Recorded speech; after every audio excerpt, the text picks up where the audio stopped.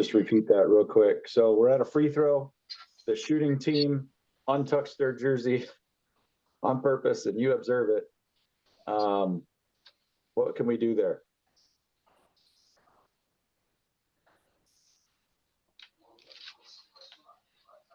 I'm going to just tell him to tuck it back in and warn him. I know that by rule there's probably a lot of other things we can do, but I'm going to say tuck your shirt in and stop untucking it. I also would, I'd put my fist out with a held whistle. If the free thrower misses,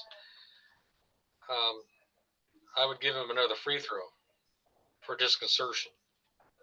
You would? If the offensive team untucks their shirt and they miss it? I thought you said the defensive team. Okay, sorry. No, that was if the defensive team did that. That's what I would do. I'd give a held whistle and give another free throw if he missed it, and also give a warning for. I guess it depends to me on how much of a action they take. You know, it could be a technical foul. Okay. If somebody really goes, if he just pulls his jersey up and makes a big display, that could be a technical foul. I suppose. You've been doing this a long time, Rabbit. Have you ever seen somebody pull their jersey up like that? No, I haven't. Okay. I would have to, if it happened, I would have to, on the spot, I would have to decide right away if it's something, how far I wanted to take it. Like I say, if he just pulled his jersey out and it wasn't any big deal, again, if it was you're talking offense though? Yeah. Okay, well, after the free throw, I would walk over to the player and tell him to tuck his shirt in.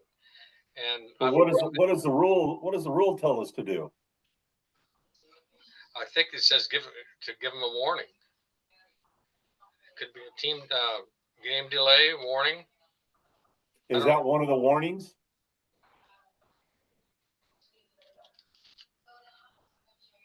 I don't think it's written that way. Let's look at it real quick. Because I think our direction is just tell them to leave the game. Okay. Yeah. So I like what Chris said earlier, that try and just take care of it right then and there. But if it's a problem, what we have the ability to do is instruct the timer to begin a 15-second replacement, and then tell the coach we need a replacement. Now, hopefully we've warned them at least once or twice before they do that. If they're doing it right in front of our face, we've already warned them, that's a different story. Then we have every right to send them out of the game. But that's really about it that we can back up by rule. I guess if somebody takes their jersey and throws it over their head and it's distracting them, then obviously, but you could call a lane or some sort of a violation or a technical foul. But I don't know that it'll ever raise to that level. But yeah, the rule says we can just send them out, right, for not being properly equipped. But I would try and warn them a bunch of times before I go to that measure. I know there's a couple of guys in our association that like to just send people off a little quicker than they probably should. And they're a little more sticklers than what needs to be. But, I sometimes I'll joke with the players. I'll say it in a nice way. I'll say like, hey, at least fake it. At least make it look like you're trying to tuck it in. But if I see you pull it out, we got an issue. So anyway, any other comments or insight? Yeah, well, I mean, seriously, I joke, etc.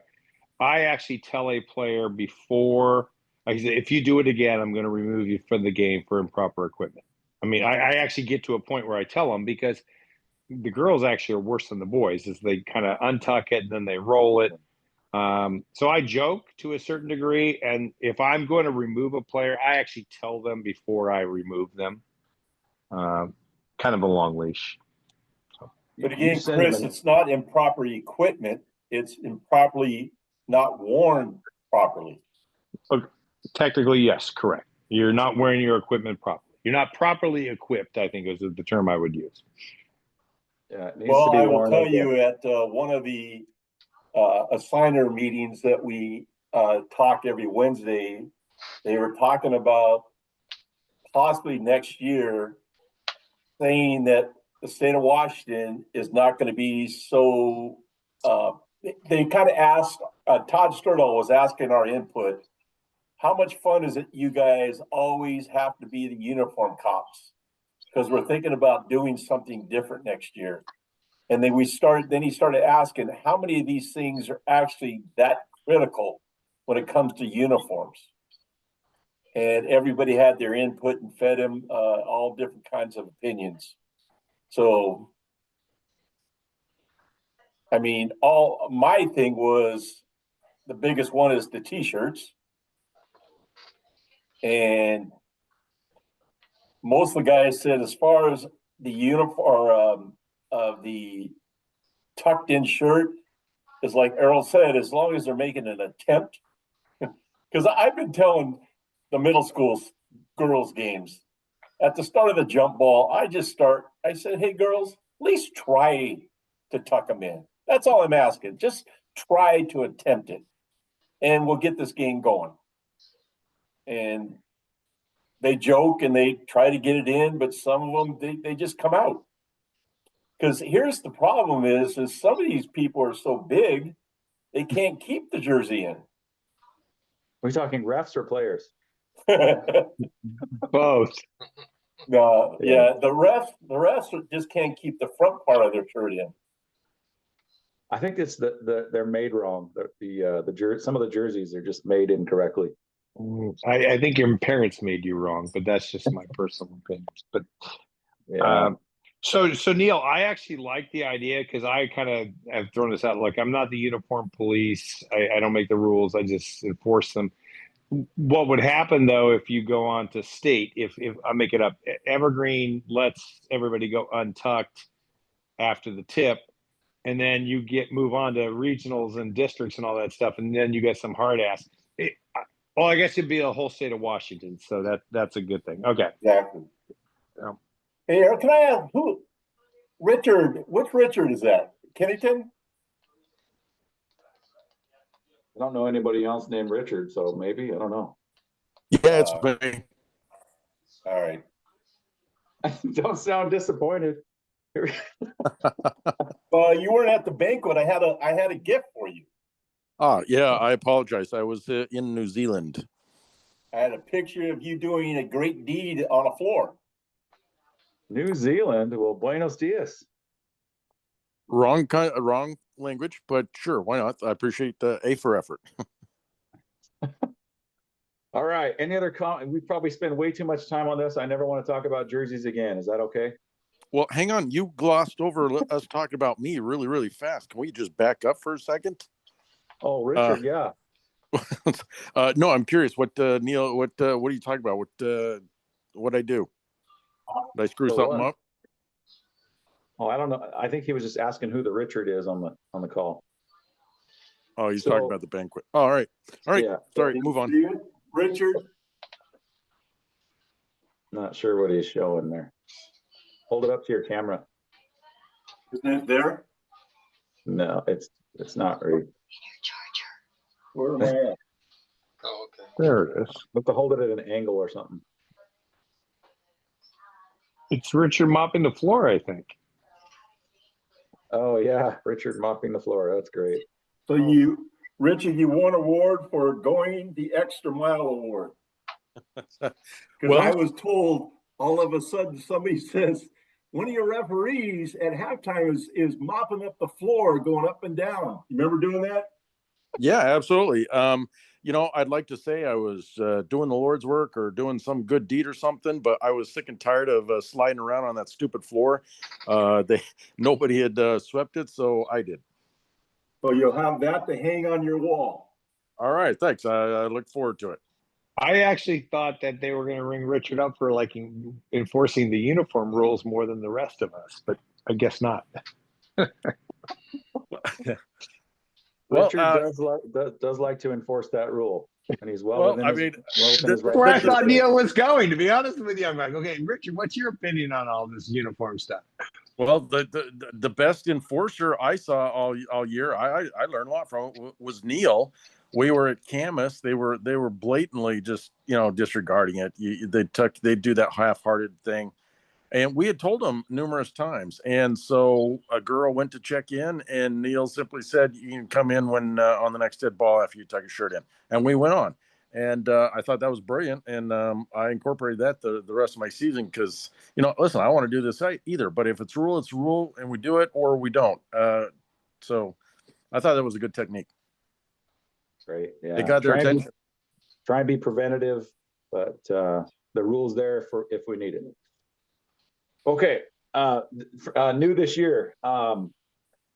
A team, let's say Team A has white shirt. They're the home team. They got white jerseys and black shorts. And then in the same game, Team B has black jerseys and white shorts. What do we do as officials?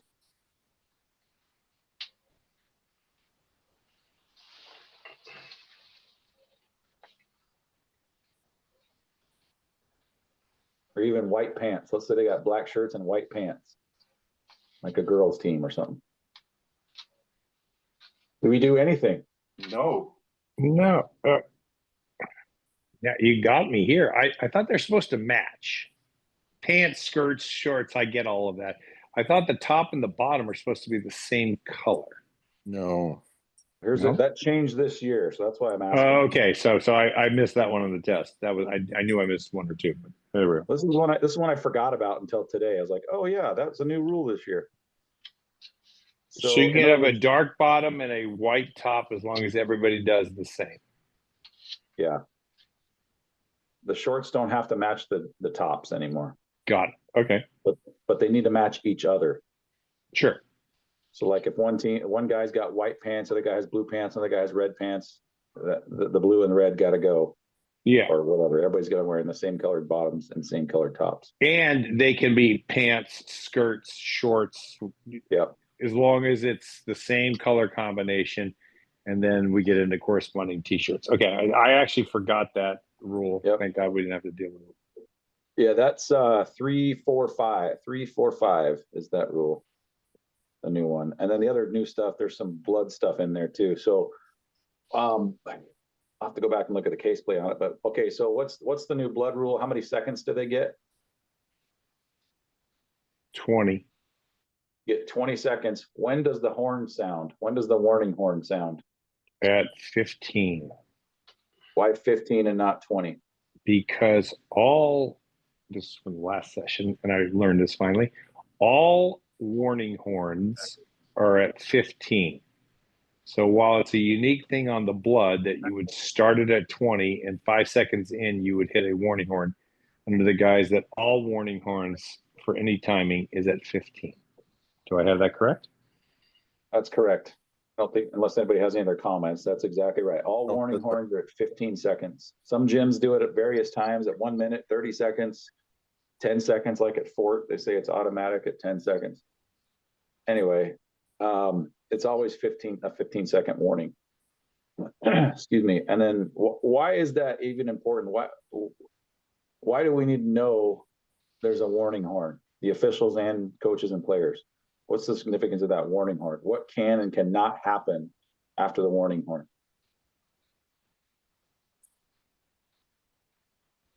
What are some things that can or cannot happen, or what penalties can happen? You cannot have a substitution after the 15-second warning horn.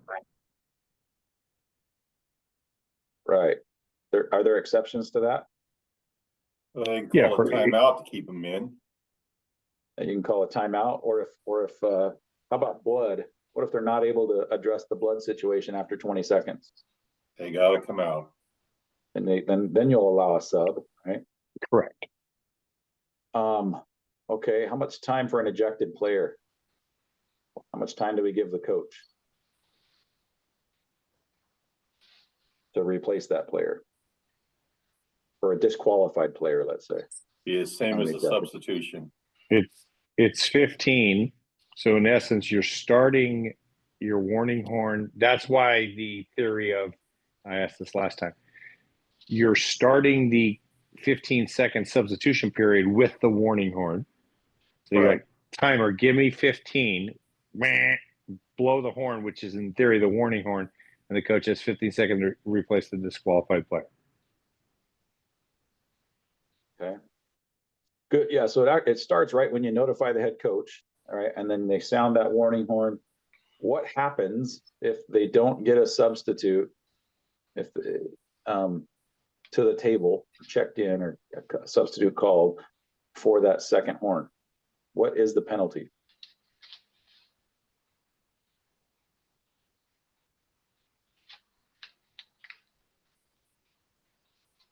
Mike Rainville, do you know? You're on mute, Mike. I missed the original question. I had to go downstairs a second. So Is if this a player after a disqualified player, like, disqualification? yep, like fifth foul, ejection, whatever. Okay, then it's a technical Well, foul on the coach, is it indirect to the coach or direct to the coach? direct to the coach. That's right. What's the penalty for the coach now? And how Well, do we? I guess he would have to be sitting.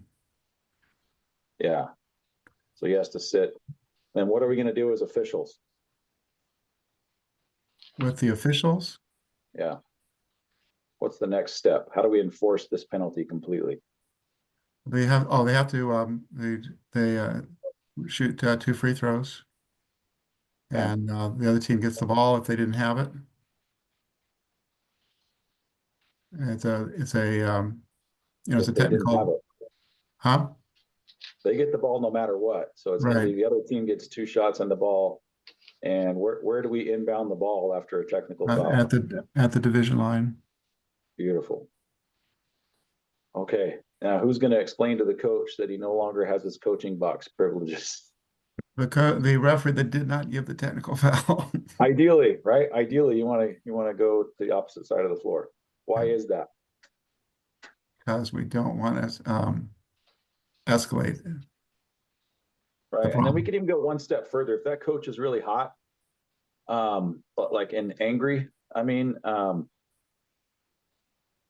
you may need to calm him down if you're the other official, but I also don't want to show my partner up by going and saying, cozying up to the guy either, so kind of feel that situation out. Some of you guys have been around a long time. What are your thoughts on that?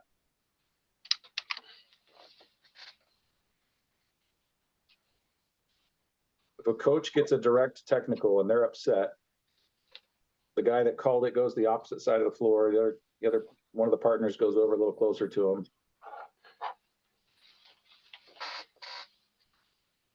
And Do you want? What are your thoughts do on what? that? Well, it kind of depends on the situation, but do we need to smooth things over with that coach, or how do you know if you need to smooth things over, or if you just need to kind of ignore him or let him vent without saying much? I will tell you one of the few reasons I would ever get pissed at a partner is I whack a coach. And when I whack a coach, he knows he deserves it.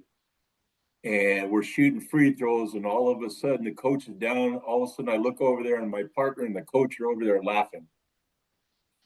I would be pretty pissed at my partner.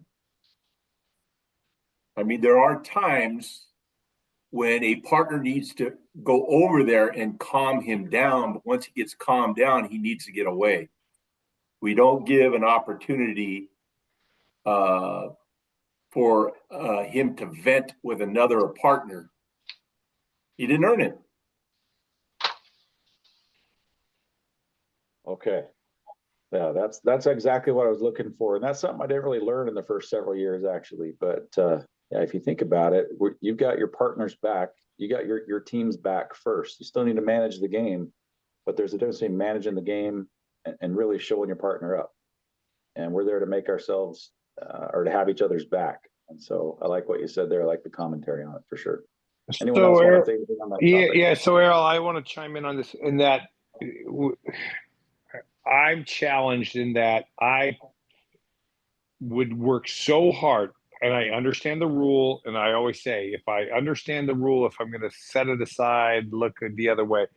If I would try to avoid calling a direct technical from a 4, 5, 6, 7 second disqualified player delay. Like, to me, I'm doing something wrong as an official. Totally respect the rule. So to Neil's point, if someone whacks a coach for what they deserve to be whacked for, yeah, we better be there as a crew. I would challenge, and I would love your guys' opinion, if I'm calling a direct technical, so it's obviously late in the game because we're talking disqualified players, because we went 24 seconds versus 20, that's on me. That, to me, I'm putting myself in the game, and I would honestly, I wouldn't call that technical. I'd be, coach, you got to get a player in. Coach, you got to get a player in. Does anybody have any thoughts? Like I say, I respect the rule. I don't think I would ever throw a T there. Yeah, I wouldn't say ever, but yeah, you want to do everything you possibly can not to. In all situations, if there's anything you can do to avoid a T, then just avoid it altogether. Especially Yeah, like coach. By the way, your sub came in at 26 seconds, and you now late in the game, you're shooting to the ball, and you get to sit. I put myself in the game to a degree that I don't think I need to for 26 seconds. And knowing the rule. Yeah, but again, we're there to manage the game. So if we go over there and tell a coach we need a sub, and we go and then tell the official score, put 15 seconds and give me a horn, and then I go back over there and I see a sub starting going to the table, that's good enough. Get them on the floor. Where we want to use that rule is where a coach is deliberately doing something to show us up by not bringing the sub in.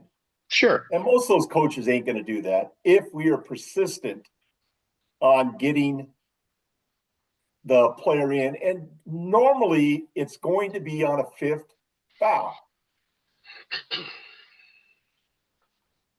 And the coach saw the foul, so it's not our fault. We called the foul on it. It was a foul.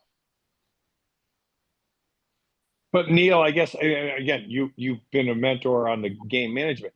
When do you actually whack the coach for that? And I get it's gamesmanship. I'm going to tell the official I'm pissed that that's what I'm working on. You see the kid getting up, no one's going to do anything. But if the coach just says, no, we're all going to sit here, when do you actually go, all right, you now got a direct technical and you're seatbelted?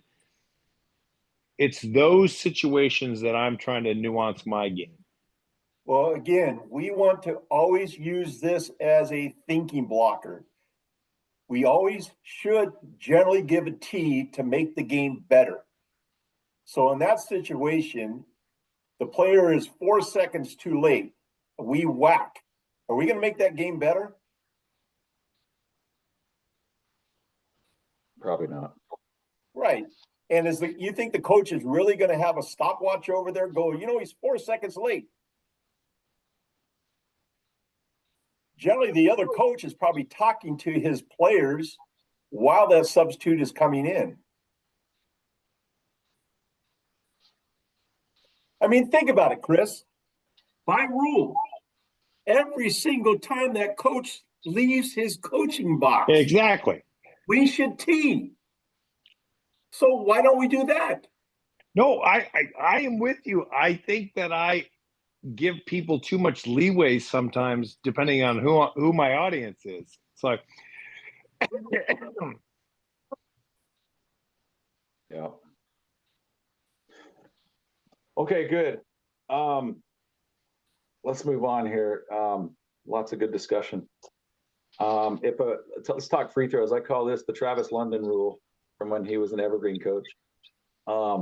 If a player, Chris, you were on this game with me, on a free throw, player A1 shoots or gets fouled going to the basket. He's got 2 shots coming to him, but he injured his legs, got to come out of the game.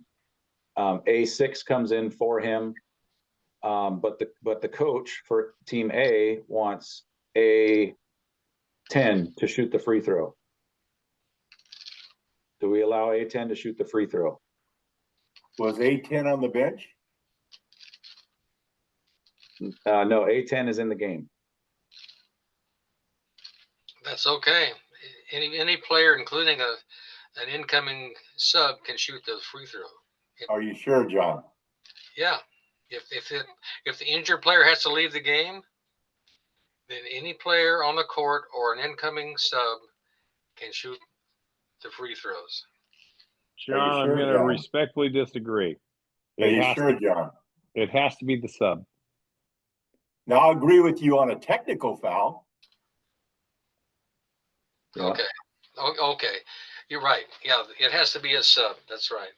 Yeah. So if the player's injured in high school, again, Errol and I were on this game with now our rookie of the year. He's like, no, that's not what the crew said before. And Errol had the best answer. He's like, well, then the crew before was wrong. And this is what we're going to do. So the sub in high school has to shoot on the injured player. Yeah, it's tricky because on TV all the time you see, well, not all the time, usually a few times a year, if you watch any ball on TV, the NBA can have anybody shoot the free throw. But in high school, it's got to be a sub coming in for the injured player. Well, I believe in college, the opposing coach, I thought, picked who shot the free throws. And Neil, you're correct. That's why Yeah. I emphasize in high school, it's automatically the sub. When you get to college and the NBA, you open up a whole different can of worms. So again, that's why you proactive. You go to the coach. You say, "I need a substitute to come in and shoot these free throws." Yep. So Or I the would coach can use, or the coach can use a timeout and keep that player in to shoot them. correct. So Now- I think to piggybacking on Neil's point, how many coaches like Tyler, and we say that affectionately, because they watch the stuff on TV versus, hey, wait, if you just clearly said in high school, the sub has to shoot the free throw. Okay, coach, who are you putting in? Because you can't pick some player on the floor like you can on a technical. So it's a game management opportunity in my mind. Yeah, and what if that substitute that shoots the first free throw is only good at shooting free throws, and they are down by 1 or no, whatever, down by 2. He comes in, makes the first shot, but the coach wants to make a defensive substitution. So he brings in A6 for the first free throw. Can he then substitute A7 in for A6 to shoot the next free throw? I would say yes. Oh, come on, Chris. Errol? Come on, Chris. What do you The think? clock hasn't properly started. Here's so look at the case play for 3-3-3 situation A. 3.3.3. I think it's almost identical to what we're talking about here. Because I literally, until I think I saw this one last year because I have it highlighted, but I don't think I've ever seen this other than, they'll substitute like an offensive player for a defensive player if it's a close game, trying to get their best defender in there or their best 3-point shooter in there, etc. But on a free throw, in this case, it's a pretty interesting situation.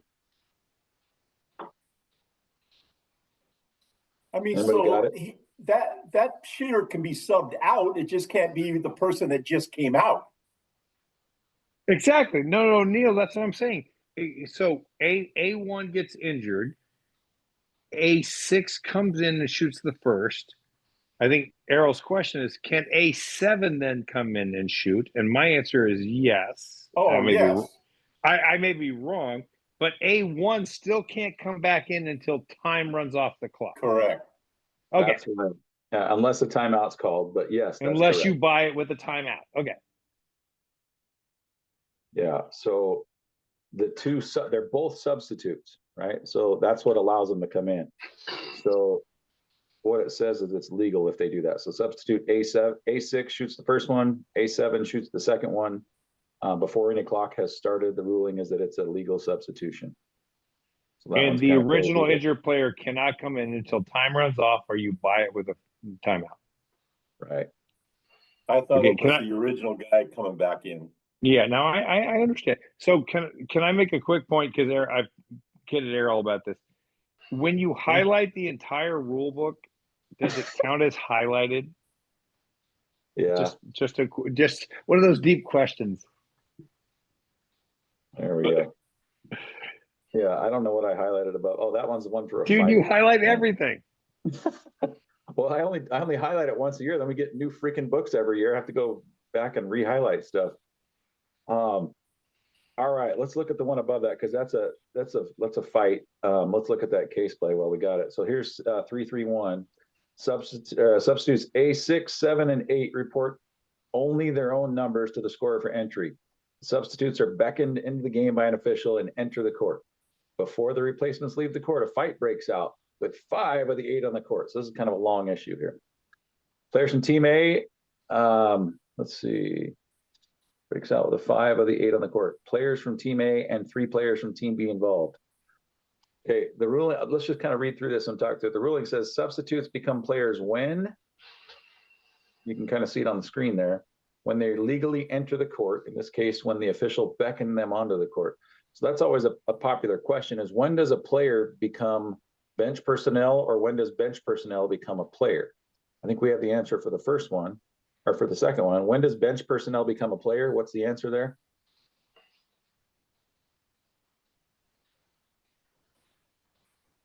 When does a bench personnel become a player? When they're backing out of the court. Yeah, when they're beckoned on the court, when they enter the court, or it usually happens simultaneously. Usually they're beckoned first, right? Why does that even matter?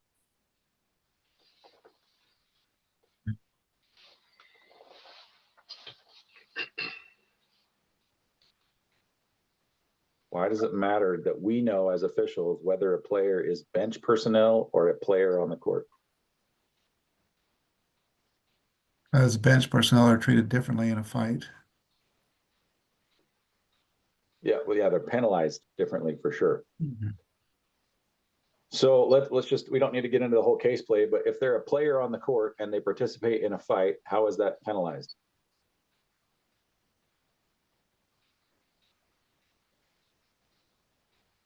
If any player participates in a fight, what's the penalty?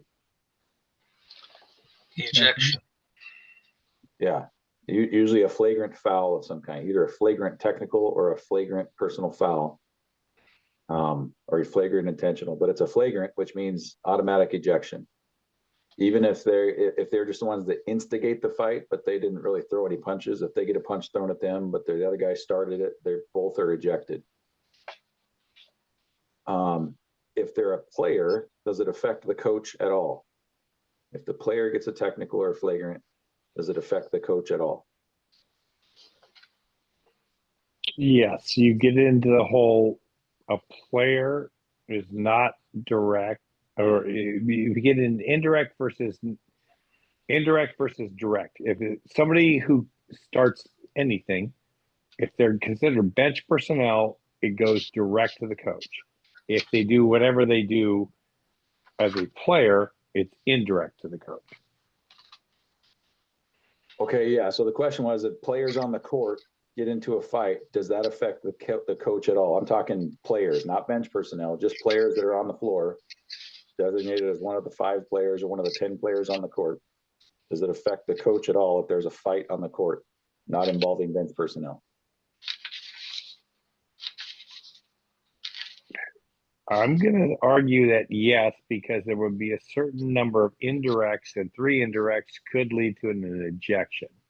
I'm going to say no if it's a player on the court. Yeah, think about it, Chris. I think you might be confusing the question.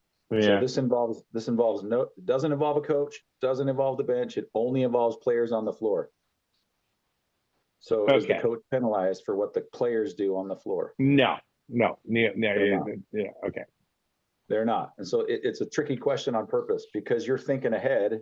Yeah, no, I jumped the question, if you will. Yeah. The next question is how do we enforce it if they have not been beckoned and have not entered the court? So let's just say it's one player to make it real simple. We don't have to have 3 players in one and what the case play says because it's a little complicated. But let's say it's one player joins the fight that's a bench personnel. Okay, that bench personnel is going to get a penalty. And since the coach is in charge of that, they're also going to get a penalty, right? But it's indirect, right? Well, what do you think? Well, according the chart says the bench personnel gets a technical, then it's indirect to the coach. Okay, so then what would you do?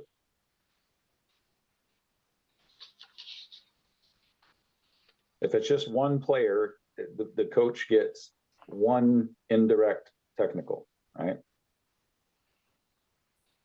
What if there's three players? Three bench players that join the fight. It's only one indirect technical, but I want to spark this conversation because my mind is now going into the offsets of fouls. So if three bench personnel commit something that would be an indirect to the coach, it's not three indirects to the coach. It's one indirect. It's a collective action. But then what's the other team doing? And I don't know the answer because I'm not looking at my rule book or case book. But my mind starts going, okay, now what's the other team doing? Because you don't fight with yourself. Does that make sense? Like three bench personnel is one indirect technical, to the best of my knowledge, to the coach. But you then have to offset that potentially those three actions with the other team's action. Right. See, here's what I like about this situation is there's no way we're going to remember every single detail of this case book and rule book every single year. So it's good to replace it or to replace it, to review it. Even though we do replace it every year, but this is interesting. If we those that have already read through the case play at 333, whatever that is, 3.3.1 situation F is what it is. What it says that if the players being replaced by the substitutes cannot be determined, the only recourse, this is saying that three players were involved, three bench players. The only recourse the officials have to determine what penalties to assess the head coach for involvement of bench personnel is to assess the maximum penalty of the 5 teammate players involved, assume 3 were bench personnel, and assess 3 indirect technical fouls to the head coach, which results in ejection. So if there's more than one bench personnel involved in a fight on the floor, all 3 of them are assessed 3 separate bench technicals bench technicals. And so that's going to be indirect to the coach, and he's literally ejected for that. Okay. So I'm totally wrong, but man, I would hate to have to enforce that from a game management. Does that make sense? I mean, I think everybody on this call knows this, but what can we do preventatively as officials when we see a fight break out? There's 3 officials there. Sometimes there's 2, but usually there's at least more than one, right? If you're not what can we do there? Spacing wise and mechanics wise, what should happen? Let's say 2-man first. If you're in a 2-man crew, what should happen? Which referee should be where? Who's on this call here? Scott Campbell, if you're on, can you unmute yourself and give us your thoughts on this?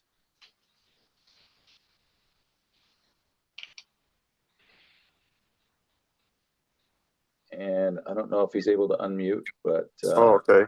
Hey, go, Errol. There you go, Scott. I can hear you. Okay. Yeah, sorry. I was actually, we also had a football officials meeting tonight. Tell Mark Allen I said hi. Okay, yeah, he'll love that. Okay, so you're saying if you had 3 people, you have three officials. Sure. Let's go with 3 officials. Okay, so a fight breaks out.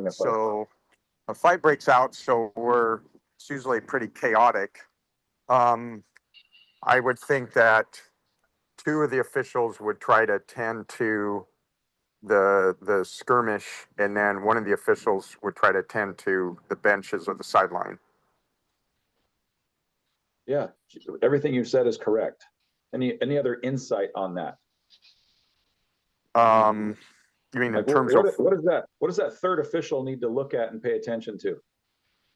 Oh, right. Oh, okay. So what they're paying attention to is who steps onto the floor. Absolutely. Yeah, like You want players, to get as coaches, anybody from the bench that wasn't yeah, involved. you want to get as wide a vision as possible in that, so that you can be that third eye, seeing the bench, seeing who leaves, if any players specifically, if any bench personnel players specifically leave, so we know we have to assess bench technicals if they do leave during a fight. You can also get another opinion on what's going on from another point of view in Right. that fight. If you're one of the two officials that had to go into the fight, you're a pretty strong guy. How many guys do you grab by the jersey and rip them out of there? Well, I've had to I've had to separate some AAU, brawls before, and my thing is I'm not getting hit or hurt. So Yeah. that's my first rule. So okay. Just so I don't put anybody too deep in the spot, we've been given some guidelines on that, some good insight on that, is to remember that these are not men. See, college and NBA is different. Those are men. This is young men, young women, or boys and girls. We really shouldn't be touching them at all if we don't have to. Mhm. You can get in there and put yourself in there, but you don't want to be grabbing or touching anybody if you can help it. It's okay Yeah. to step in between, but don't. I wouldn't be making contact with them at all if you can help it. Right. Yeah. Yeah. And I don't think, in fact, AAU, anything goes. But in NFHS, I'm kidding. right. Well, and even in AAU, I don't think I've ever touched a kid. I think in football, there's been some skirmishes, and I tried to stand in between guys, but never touched any. Yeah. Yeah, be very cognizant and careful of that. These are boys and girls, not men and women. Yeah. So, anyway. So here's a question I guess that comes up is let's say you're the official who's watching the benches. What constitutes a person stepping onto the floor? I mean, are we like 1 foot, 2 feet? What Great question. What do you think? oh man. We don't have video review in high school right away anyway. So keep that in mind. But Right. what I would say is, if you're going to enforce something like that, if somebody comes onto the floor that 75% of their shoe touches the court, probably not a big issue. But if somebody takes a few steps and they look like they're going towards the fight, and you can back that up later on video, that's going to be something you're going to want to enforce. Right. But if their momentum, if it's just a celebration type thing, or their momentum carries them, but they have literally no intent, you're going to have to make a judgment there. Right. Okay. But you can use the rules to your advantage. You're going to look pretty petty if they're 6 inches onto the floor and they don't go any further and don't show any aggression. But Right. yeah, it'll be pretty obvious if you can back it up on video and everybody in the county is going to agree with you. Those are the ones you definitely want to get to enforce. Anybody have any other insights on that?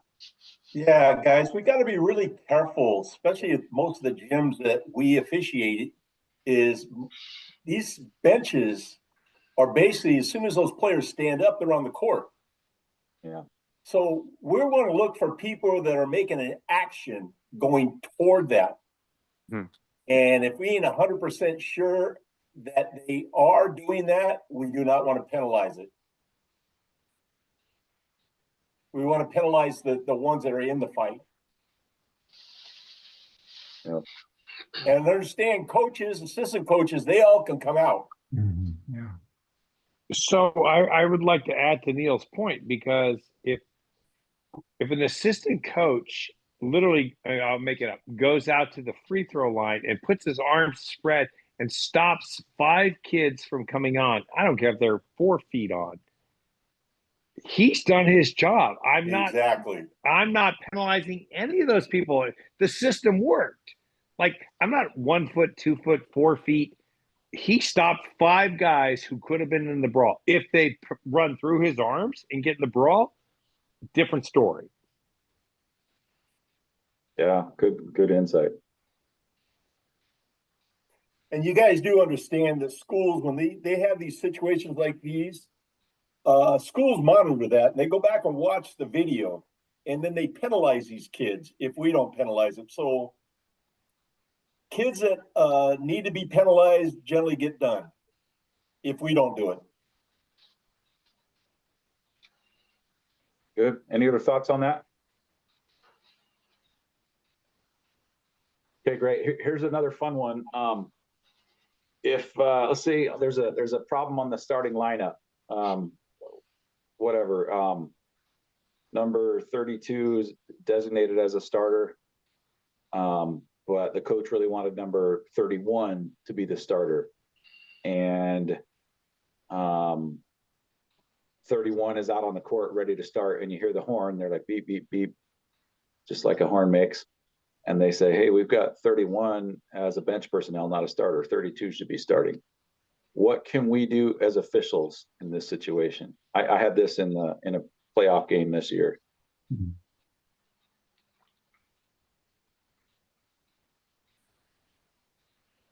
What can we do? So the wrong starter is on the floor. What can we do before we toss the ball?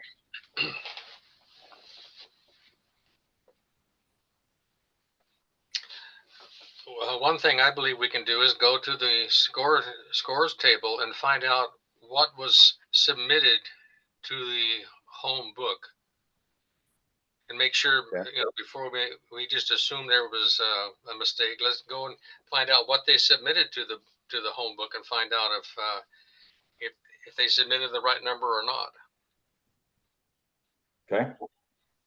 Good. And if they submitted something that at the official score has something different than what was submitted, what can we do?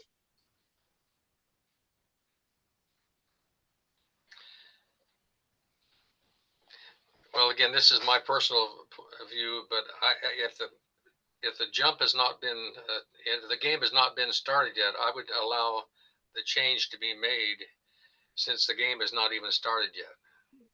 But Errol, what you're saying is the official home book made a mistake. Yep.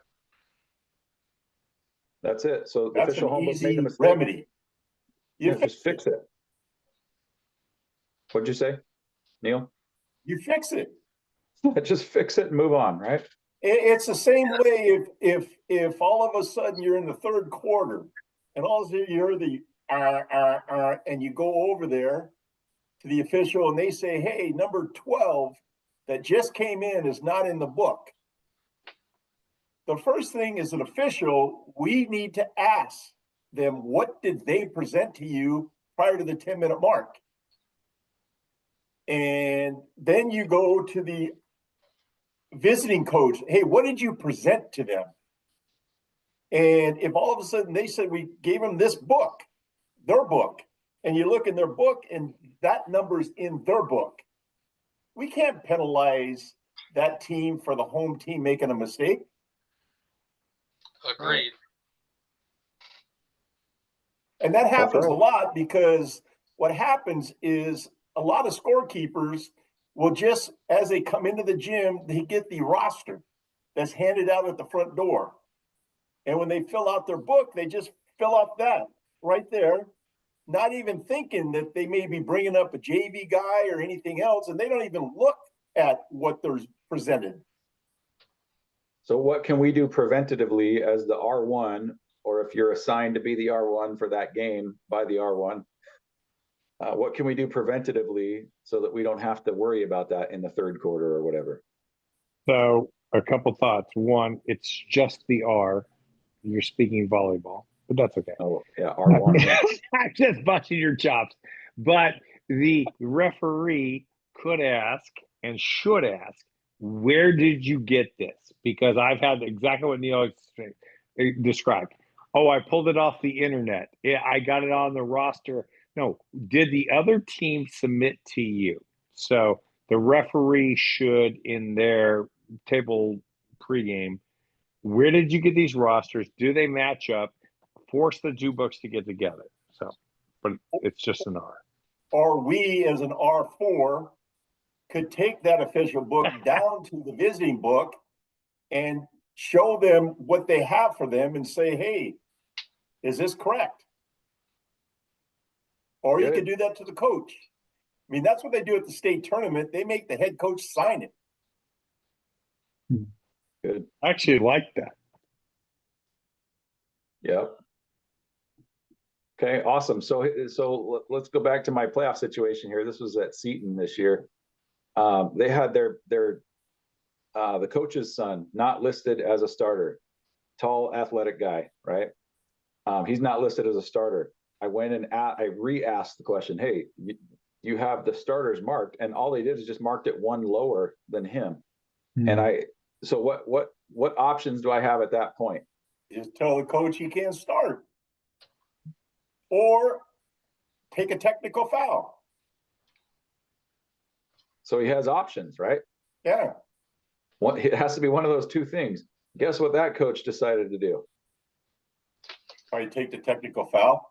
He took the technical foul. The other team started with 2 shots in the ball. Really? Yeah. I explained to him, he just has to come in for the clock to run and then he can go right back out. But no, he wanted him out there, and that's what they did.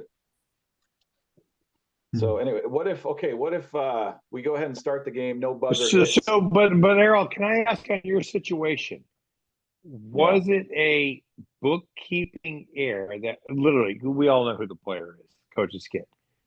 They just, some human being, a nice mom at Seton Catholic, checked the box one line below. When does it become official versus an administrative error? Like, you saw it, like, really, this kid's not starting. Well, it's always an administrative error if it's an administrative. Sure, but error. when we at 10 and a half minutes, you're at the. Are you guys really sure about this? Yeah, I don't actually check and see who I check that the starters are marked off, but I don't verify who each starter is generally as the R. Right, because we don't know who's starting. No, I know, but it just seems weird that we got to this point where the best player in the league is got to buy his way in with a 2-shot technical, and the opponent gets the ball. I get the rule. I always go, how can I manage the game better? Could I have avoided this situation? Yeah, but just think about common sense. All right, they're not getting a jump ball by doing the technical fouls. Just put them on the bench for 30 seconds or 5 seconds, call a timeout. Put them in. And if you don't do that, I would love to hear that conversation with the opposing coach and how you're going to justify that and say, well, come on, it's the best player in the league. It's not going to go over. No, but Richard, my point would be, can we catch all of that at 10 and a half when we can do whatever we want to do? That's all. Not with the Chris, starters, that's not our fault. That's not our job, because honestly, we assume he's the best player, but we don't know if he's starting. He could be in trouble. He could be. We can't just assume he's starting.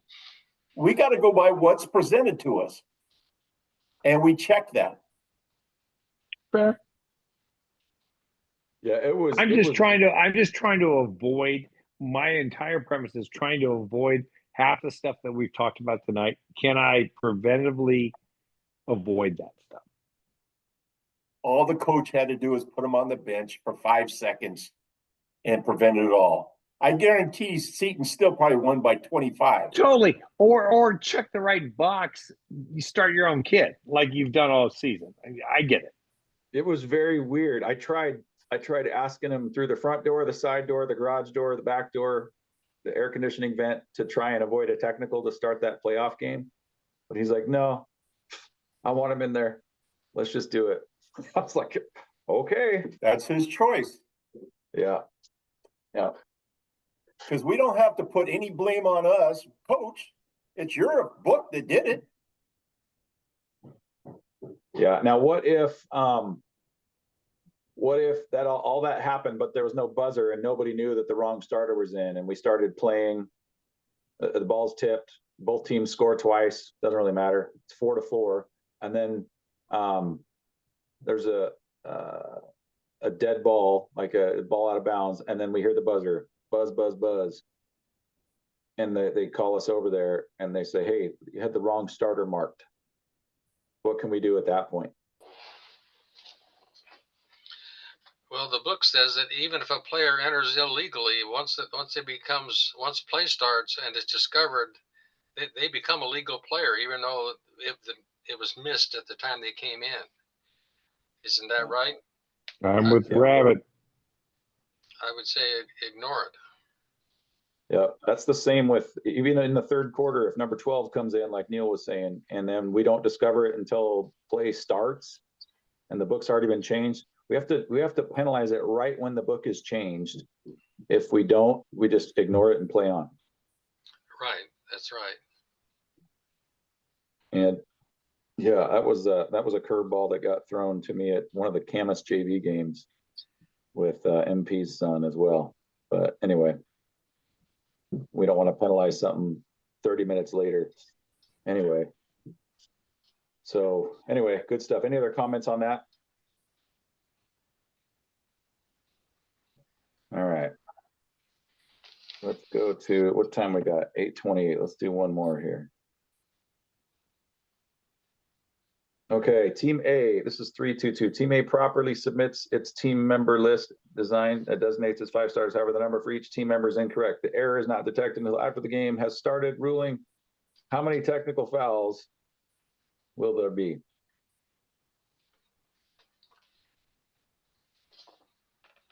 They've misnumbered 7 of their players. Just one technical. That's pretty simple. Does anybody disagree with that?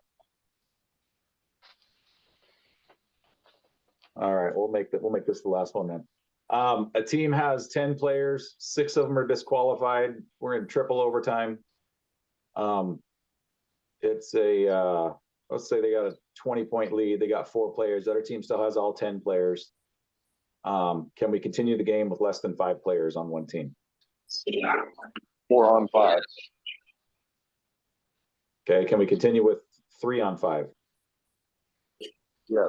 Yes. 2 on 5. Yes. Yep. That's all correct. How about 1 on 5? Yes. If there's a reasonable possibility that they could still continue. So change that word continue to something else, and you've got it. Well, they could still win the game. There you go. Mhm. If they can still win the game, they can play with even one person. So that's why I say if you're up by 20, there's still a chance you can win the game just by yourself. Yeah, because you can throw the ball in off of somebody's foot, I guess, and still. Yeah, throw it off their foot, their back, whatever, dribble around, get a right. 4-person trap.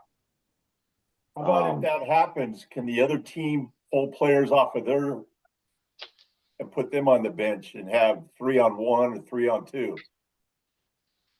No. That's a great question, Neil. If you have 5 players, you have to play 5.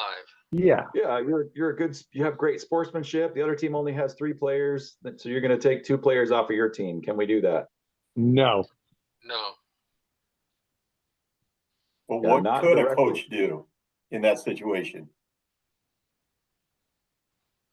You could put players on the court, just have them You stand just in the have corner. 2 players just stand in the corner. Mhm.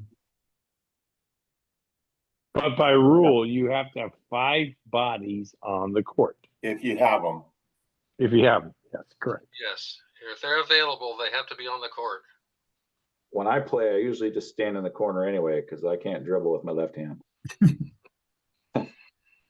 Kidding. Not really. All right, guys.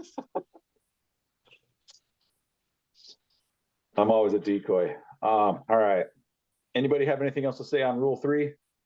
Hey, I have one thing. This is the one that probably irritates me the most when I hear this. Is all of a sudden I go in there, generally on girls' games, all of a sudden I see this girl has tape over her ears. I generally go over to the coach and say, Coach, did she have earrings on? And he'll say, yeah. I said, they have to take it off. And you know how many times I've heard, well, Neil, you're the first person that's ever said that. And this is our 4th game. I do not like hearing that. We as a group, when we see earrings with tape on them, we need to take them off. So, I mean, that's a liability thing for us. Jewelry. Yeah. So I think that comes down to a lot of people have the question, well, how intrusive are we allowed to be in discovering whether it's jewelry or have they just taped the hole over? Well, again, that's why I go to the coach first. Coach generally doesn't lie. He'll say, man, I told her she wasn't going to be able to play with them. Because if you go to the girls, she'll say, no, I don't have anything, you know? So Neil, I would throw this out because I've obviously run into this on my middle school girls run. Do we as an association at a higher level say you cannot wear earrings, you cannot tape them? Because I might be I'm lax, but Richard's more hard on that. People we're not consistent in a middle school girls game. Number 76, who can't keep her jersey tucked in, and she's got 3 earrings with tape on. We all know what it is. I think it needs to come from a higher level that, like the running clock, we're not going to allow any jewelry. And stop. Don't make it on the game officials. My thoughts, and I welcome your thoughts. Well, I thought every year we make it very, very clear. No jewelry. But Neil, I've worked 10 girls' games the last 5 weeks. They all have a degree of earrings and tape and this. And I'm like, We should be allowing it. If we would just be consistent on stuff as a group, totally. Richard, I'm totally with you. I'm totally with you. Whether it be the jerseys, I couldn't give a rat's ass about the jerseys, but it's a rule, so I enforce it. And then I'm all like, well, now, you're the jersey. I couldn't give a rat's ass. If we're not going to do it as an association, let me know. I won't do it. But to my knowledge, we're supposed to do that. Jewelry, that one's a no-brainer. It's like Neil said, that's a liability thing. And if you think I'm putting my liability at risk for some girl who doesn't want to take her earrings out, you got another thing coming. I mean, that one's a no-brainer for me. But I share the frustration of getting 4 games, 6 games into the season, and we're still having this problem. They will adapt if we would just be consistent. Yeah, I agree 100%. So, Neil, real quick, I think Richard's point is totally consistent in high school. What if we just said next year, middle school girls, if you walk on the court with earrings, taped, not taped, hidden, you're not going to play. Where do we ever Black and say white. that they could play? I know, but we've all. And why are we restricting it to middle school? That's a rule, period. I don't care what level you're at. I don't care if it's I think we have more enforcement at the high school level. But Neil, you and I are going to do the championship game at Mountain View on Thursday. I guarantee you some girl is going to have earrings in. And I guarantee that girl will not play. Exactly. No, I get it. I'm trying to be as proactive as I can. Like, the middle school people just don't get it. The high school people do. The high school don't get it either. The high school don't. I had a game 3 weeks ago. A girl had earrings on. She said, well, I just put them in. If I take them out, the hole will fill up. I said, well, that's too bad. You won't be able to play. And then the mother comes over to me. Sir, you don't understand. We just got these in. We can't do that. They'll fill in. I go, ma'am. I said, I have a house. I have a nice bank account. I don't want to lose all of that because of a liability of somebody wearing jewelry and could get hurt. I said, if you go over and get the principal, and this is what I said, if you get the principal, and she was right over in the corner, I said, if you go over there and say she'll take the liability on that, I'll let her play. and she went and talked to her daughter and said, take your earrings out. They understand liability. I do too, but you know what? I'm not a doctor, but I don't believe that an ear can grow over in the length of a basketball game. I hate to even hear that. John, you're totally right. And somebody once told me, tell them to put dental floss in their first holes. I'm like, okay, that's a great one. Much more a volleyball thing, but I'm like, I like that. But you're saying we need to be consistent. I don't know where it comes from. I'm telling you, from the top down, in our association, from the state down, they're adamant about no jewelry. It literally would take 2 weeks or medical thing, and it's got to be taped to their body. Yep. It would take 2 weeks of being consistent, and they will adapt. But we just, for whatever reason, will not be consistent. Richard, you're right. Neil, the issues at the middle schools is not a high school thing, but at middle school, we all go, oh God, you're all taped up. You got your number 76 and your jersey's untucked. All right, well, let's toss the ball and go. I mean, sorry, truth. So, but again, if I go over, if it's all taped up, and I go to the coach, is that jewelry? And they say no. And I'll say, is your player, then your players are probably equipped. And they say yes. The liability's on them.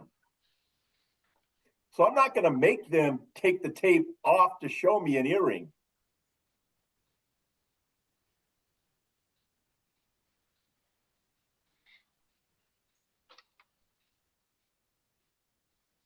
Okay. Good stuff. Anything else?